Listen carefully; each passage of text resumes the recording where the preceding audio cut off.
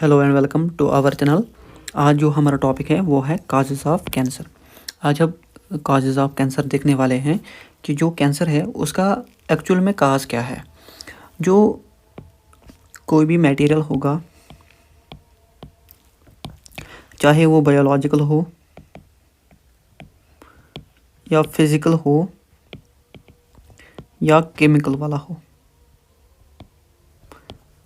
कोई भी मटेरियल हो, चाहे वो बायोलॉजिकल हो, फिज़िकल हो, केमिकल हो, अगर उसने कैंसर को काज किया तो उसको हम कहते हैं कार्सिनोजन। क्या कहते हैं हम उसको? कार्सिनोजन।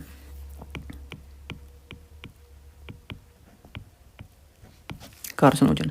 और जो कार्सिनोजन है वो बायोलॉजिकल भी हो सकता है, फॉर एग्जांपल वायरसेस। फिजिकल हो सकता है, फॉर एग्जांपल रेडिएशंस। और हमारे यहाँ पर केमिकल भी हो सकता है। केमिकल यहाँ पर कौन हो सकता है? फॉर एग्जांपल ETBR, जो हम ट्राइक्लोन डाई इस्तेमाल करते हैं। अगर आपने मेरे पहले वाले लेक्चर देखे होंगे तो मैंने उसमें एम्फेसिस एक बात पे किया था कि जो भी काज हो, what ever the cause is,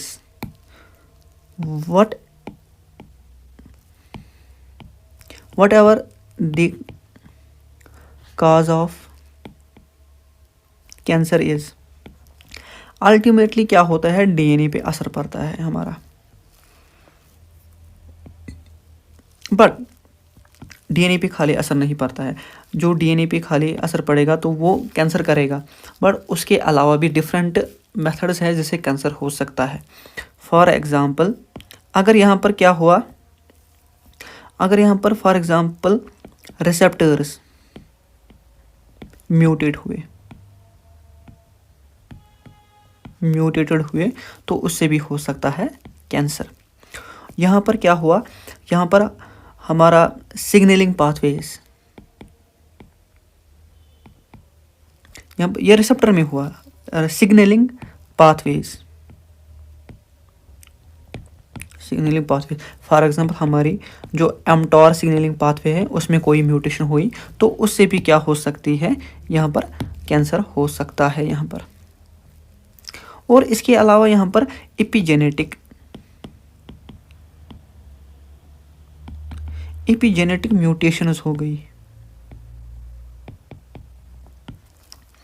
for example हमें किसी जीन को क्या करवाना था? हमें स्टाइल करवाना था।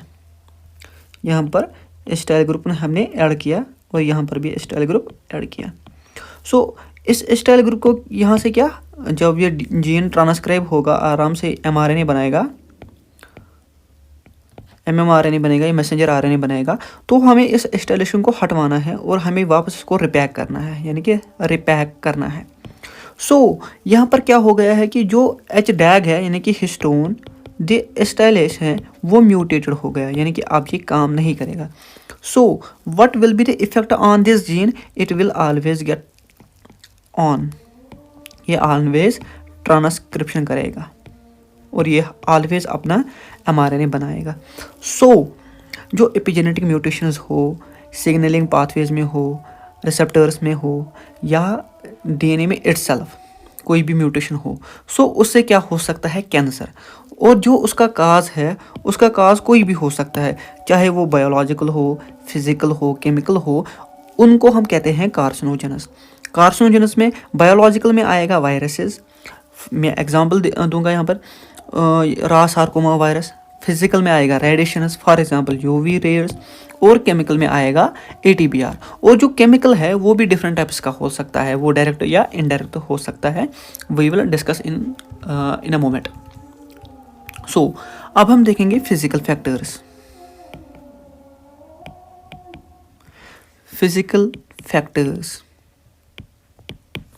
फिजिकल फैक्टर्स में कौन आएगा? इसमें आएगा non ionising radiations. Non ionising radiations,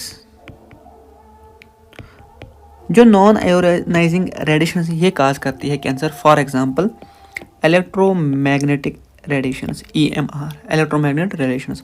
for example ये किस में कैंसर करवाएगी काज? ये स्किन प्लस आइज, स्किन और आइज में होता है कैंसर इसकी वजह से।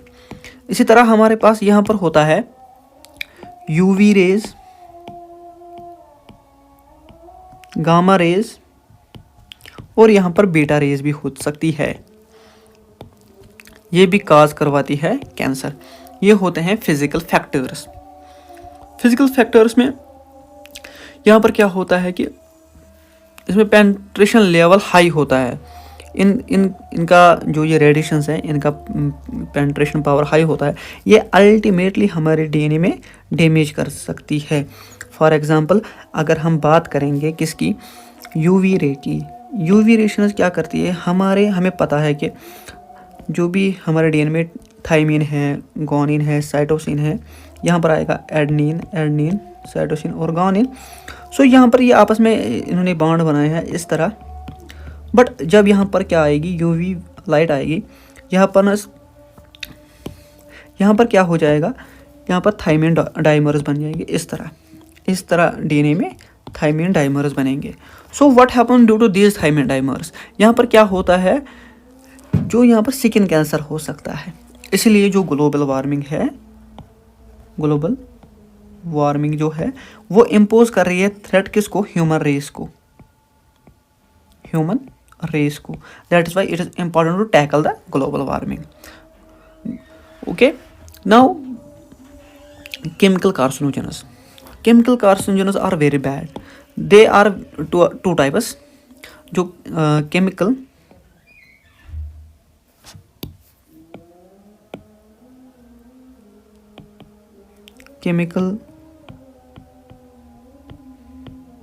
कार्सिनोजेनस, जो केमिकल कार्सिनोजेनस है वो है 2 टाइप्स के। किस के, वो है डायरेक्ट एंड इनडायरेक्ट। डायरेक्ट और इनडायरेक्ट। जो डायरेक्ट है उनमें आता है, मैंने आपको अभी भी कहा, now we are going to look particular cancer में कौन सा वाला डायरेक्ट म्यूटाजन होगा, यानी कि कार्सिनोजन होगा। फॉर एग्जांपल अगर हम स्किन कैंसर की बात करें, स्किन कैंसर में जो म्यूटाजन होगा वो होगा आर्सेनिक होगा। इसी तरह अगर हमारे यहाँ पर एक्यूट ल्यूकेमियाज होता है,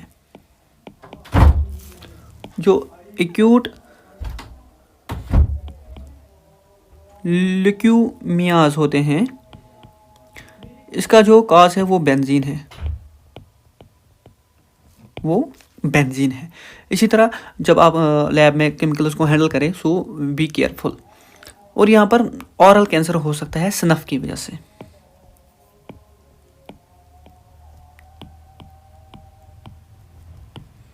ऑरल कैंसर हो सकता है स्नफ की वजह से। So these are the direct causes. ये डायरेक्ट काज, इनको क्यों रखा गया है नाम, क्योंकि ये डायरेक्टली हमारे डीएनए पे असर करती हैं, यानी कि ये डीएनए पे असर करते हैं।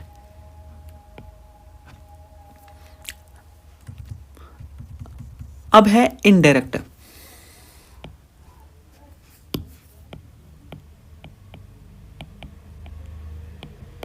इनडायरेक्ट में क्या होता है, पहले वो बॉडी में डिफरेंट फॉर्म में जाते हैं, डिफरेंट फॉर्म, और बॉडी उनको कन्वर्ट करती है टॉक्सिक सब्सटेंसेस में, और वो क्या बनते हैं, कार्सिनोजेनिक, और वो कार्सिनोजेनिक बनते हैं। सो हम यहाँ पर एक एग्जांपल लेंगे, एफ्लाटॉक्सिन।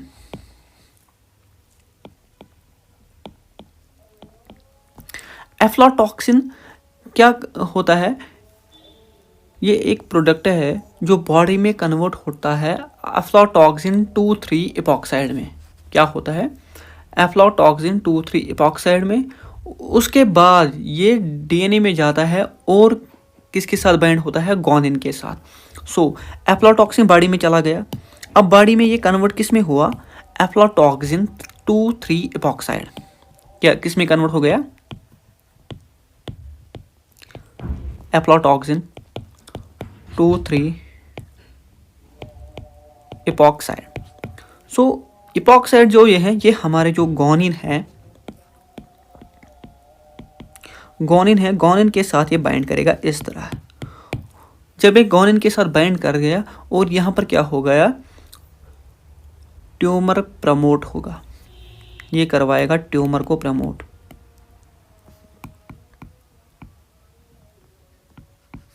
ये ट्यूमर को प्रमोट करवाएगा। सो यहाँ पर क्या होता है, जो ये इनडायरेक्ट वाले होते हैं, ये बॉडी में एक फॉर्म में चले जाते हैं और बॉडी में ये डिफरेंट जो फॉर्म है वो अटेन करते हैं और फिर डीएनए के साथ अटैच हुए हैं। इसी तरह हमारे पास एक और एलिमेंट है, एक और कार्सिनोजन है, उसको बोलते हैं फॉलबार एस्टर।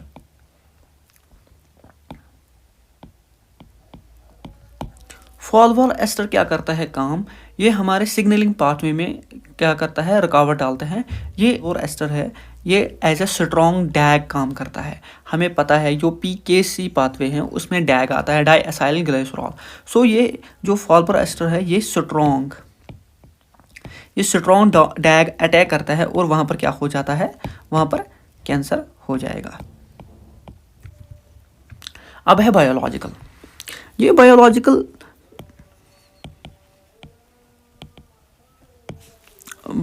क्या है, बायोलॉजिकल में जो वायरसेस आते हैं,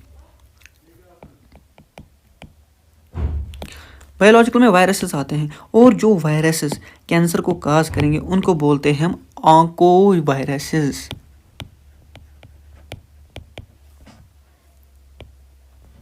ऑन्कोवायरस।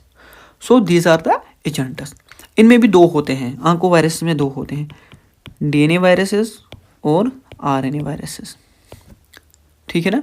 फॉर एग्जांपल अगर हम DNA वायरसेस की बात करेंगे, DNA वायरसेस में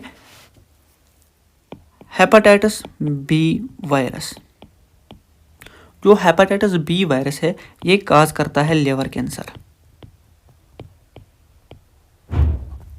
जो हमारा SV40 है वो काज करवाता है सार्कोमा वायरस। इसी तरह हमारा पास पैप्लियोमो वायरस है,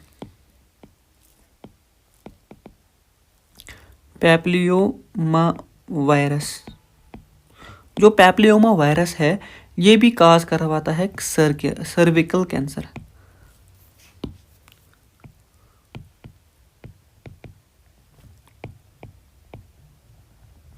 सर्विकल कैंसर। इसी तरह हमारे पास हर्पिस वायरस भी है, जो लिम्फोमा डिफरेंट ब्रैकेटस लिम्फोमा कर सकता है। क्या है हमारा इसका नाम, हर्पिस वायरस। हर्पिस वायरस यहाँ पर ब्रूकेटस लिम्फोमा करवा सकता है। So these are the type of DNA viruses. Now RNA viruses. RNA viruses में आता है hepatitis C virus. Hepatitis C virus, जो हेपेटाइटिस C वायरस है इसे होता है लिवर कैंसर। रेट्रो वायरसेस क्या काम करते हैं, ये करते हैं adult T cell leukaemia. Adult T cell leukaemia. अगर हम इनकी जीनोम की साइज की बात करें, जो हेपेटाइटिस B वायरस है इसमें 3 KB है, जो हमारा SV40 है इसमें 5 KB है, 5 KB है इसमें। इसी तरह हमारा जो पैप्लियोमा वायरस है, पैप्लियोमा वायरस में 8 KB है हमारा। यहाँ पर क्या, यहाँ पर 8 KB है जीनोम इसका। और जो हर्पियो वायरस है, हर्पिस वायरस है, इसमें 100 to 200 KB हो सकता है। और जो हमारा HV यानी कि हेपेटाइटिस C वायरस है इसमें 10 KB का होता है जीनोम, और इसमें 9 to 10 KB का हो सकता है। जो पैप्लोमा वायरस है इसमें 2 प्रोटीन्स होते हैं, 2 proteins. One is E6 and another is E7। यानी कि या तो E6 होगा या तो E7 होगा, ये काज करते हैं कैंसर्स को। फॉर एग्जांपल ये कोई सेल है, ठीक है ना। अगर हम रेटिनोब्लास्टोमा के केस में देखेंगे,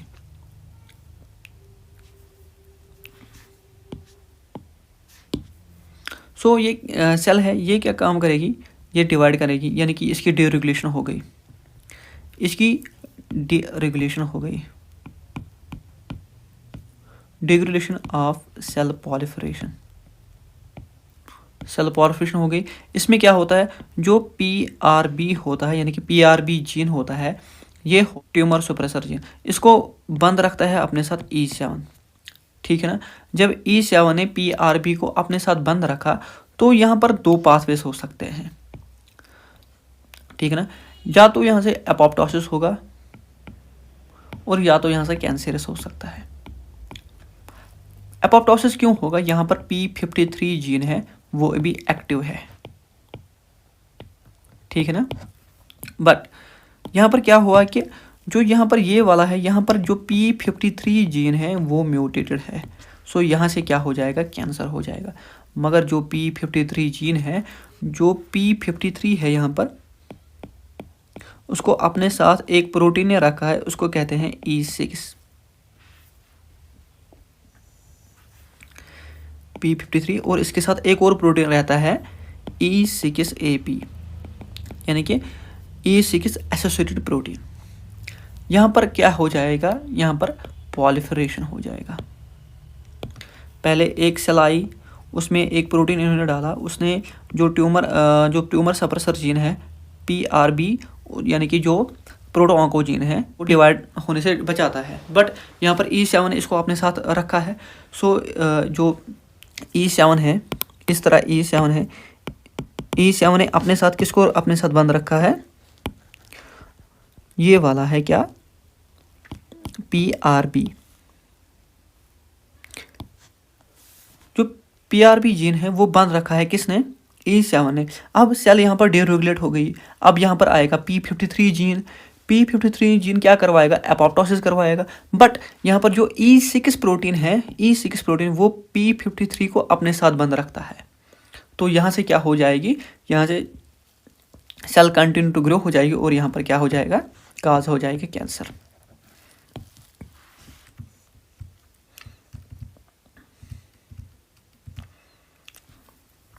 इस तरह जो हमारा RB है, जो मैंने PRB बताया वही मतलब RB जो है, इसके साथ एक प्रोटीन रहता है, इस तरह का एक प्रोटीन रहता है। इस प्रोटीन का नाम है E2F, ये एक ट्रांसक्रिप्शन फैक्टर है। जब यहाँ से E7 आया, E7 ने RB को अपने साथ बंद रखा, यानी कि ये E7 है और ये RB है, ये बंद हो गया। अब यहाँ से जो E2F है, E2F रिलीज हो गया। जब E2F रिलीज हो गया, ये जाएगा न्यूक्लियस में। जब ये न्यूक्लियस में जाएगा, ये काम करेगा एज ए ट्रांसक्रिप्शन फैक्टर और यहाँ से क्या हो जाएगा, प्रोडक्ट बनेगा जीन का। ये करवाएगा सेल डिवीजन, आया ना। सो ये रेगुलेट करेगा सेल डिवीजन को। सो इसका मतलब है कि अब सेल डिवीजन अनकंट्रोल्ड रह गया। क्यों, यहाँ पर दो प्रोटीन, एक तो E7 है, दूसरा E6 है। E6 ने P53 को, यानी कि ट्यूमर सप्रेसर जीन, यानी कि दोनों ट्यूमर सप्रेसर जीन RB और P53, इन दोनों को बंद रखा अपने साथ और सेल को क्या करवाया, पॉलिफरेट करवाया। जब सेल पॉलिफरेट हो गई तो उससे क्या हो जाएगा, सेल डिवीजन ज़्यादा होगा, अल्टीमेटली होगा कैंसर।